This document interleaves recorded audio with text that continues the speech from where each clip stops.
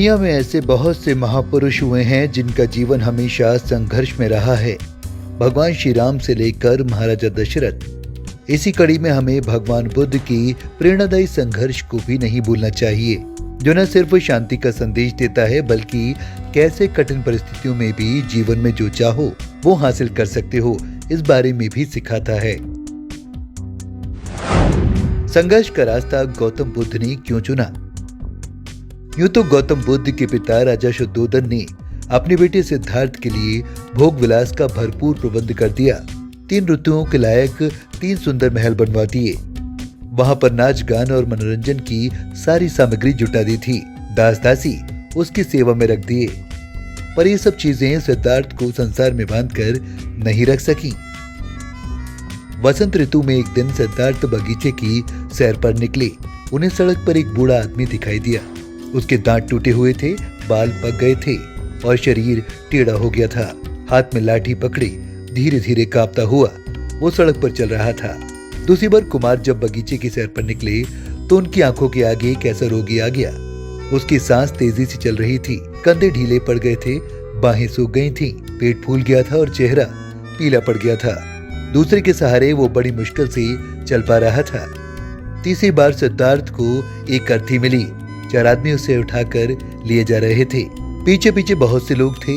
कोई रो रहा था, कोई छाती पीट रहा था, कोई अपने बाल नोच रहा था। इन दृश्यों ने सिद्धार्थ को बहुत विचलित किया।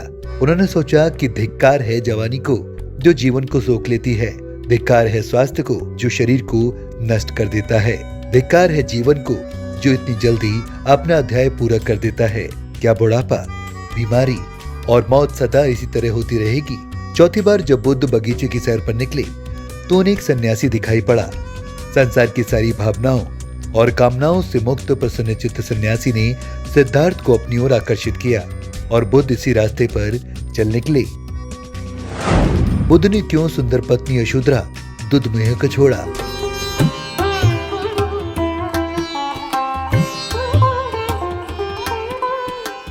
सुंदर पत्नी यशोधरा, दुधमुह राहुल और कपिलवस्तु जैसे राज्य का मुंह छोड़कर सिद्धार्थ गौतम बुद्ध सिर्फ तपस्या के लिए चल पड़े।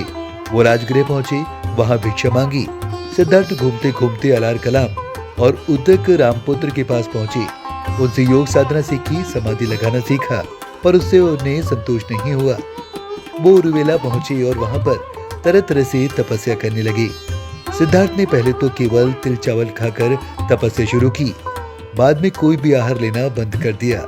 शरीर सूख कर कांटा हो गया। 6 साल बीत गए तपस्या करते हुए।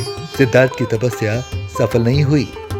34 साल की आयु हो चुकी थी। वैशाखी पूर्णिमा के दिन सिद्धार्थ पीपल वृक्ष के नीचे ध्यान मुद्रा में थे। बुद्ध की निरंजना नदी के तट पर कठोर तपस्या चल रही थी।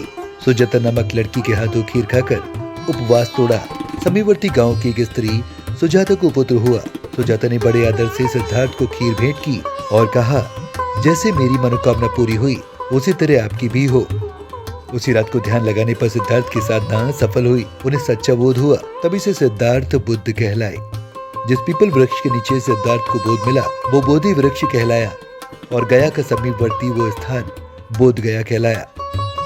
गौतम बुद्ध का जन्म ईसा से 563 साल पहले, जब कपिलवस्तु की महारानी और पूर्व इक्ष्वाकु वंशीय क्षत्रिय शाक्य कुल के राजा शुद्धोधन के घर में हुआ था।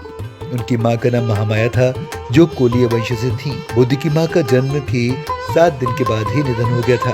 उनका पालन महारानी की छोटी सगी बहन महाप्रजापति गौतमी ने किया। 29 वर्ष की आयु में सिद्धार्थ विवाह उपरांत एकमात्र प्रथम नवजात शिशु राहुल और धर्मपत्नी यशोधरा को त्याग कर संसार को जरा मरण दुखों से मुक्ति दिलाने के मार्ग और सत्य देव ज्ञान की खोज में रात्रि में राजपाट का मोह त्याग कर वन की ओर चले गए। महापुरुषों का जीवन दर्शन हमारे लिए मार्गदर्शक का काम करता है। महापुरुषों के बिना समाज को कोई स्वरूप नहीं होता है। देश के विकास और सभ्य समाज के निर्माण के लिए महापुरुषों के दर्शन और शिक्षा रूपी विरासत को संजोए रखना बेहद जरूरी है। बुद्ध का जीवन हमें न सिर्फ एकाग्रता का संदेश देता है बल्कि हमें ये सीख भी देता है कि कैसे हमें जीवन में न सिर्फ निराश होना है बल्कि संघर्ष पथ पर चलते हुए वो सब हासिल कर लेना है जो हम चाहते हैं।